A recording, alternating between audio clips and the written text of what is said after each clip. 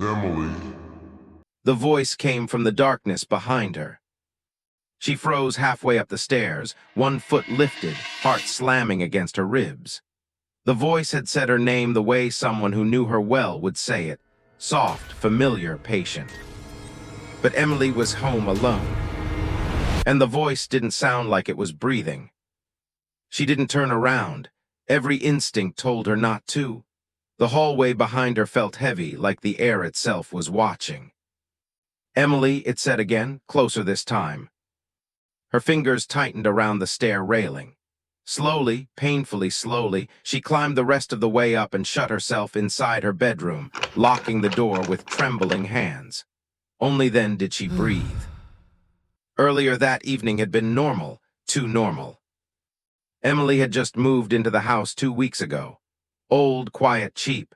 The kind of place that smelled like dust and polished wood but felt safe enough. She worked late, came home tired, heated some soup, and went upstairs to change.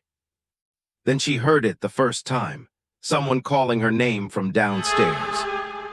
At first, she assumed it was a neighbor.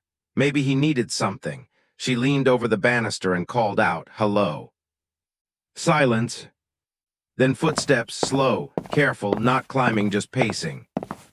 Back in the present, Emily sat on her bed, gripping her phone, trying to summon the courage to call 911.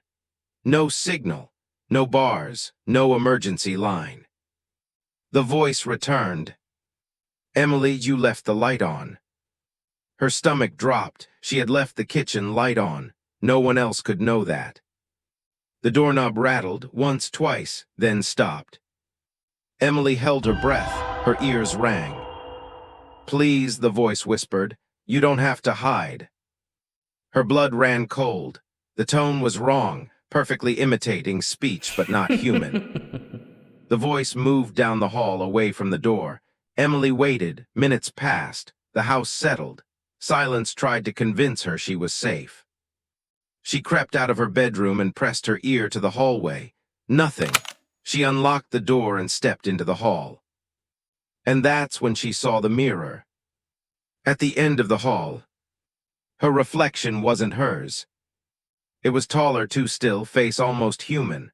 But the eyes were empty, like dark holes punched through skin. Emily spun around, nothing. The mirror smiled. She ran, barefoot, slipping on the hardwood, bursting through the front door, collapsed onto the porch. Police arrived after a neighbor heard her screaming. They searched the house, room by room, nothing, no forced entry, no fingerprints, no explanation. They told her it must have been stress. Emily agreed, relieved to leave. 3 nights later, daylight filled the house as Emily returned to pack her remaining things. The place looked harmless, empty, normal. She laughed at herself for being scared. Until she reached the hallway mirror. Her reflection smiled. Not her, something else.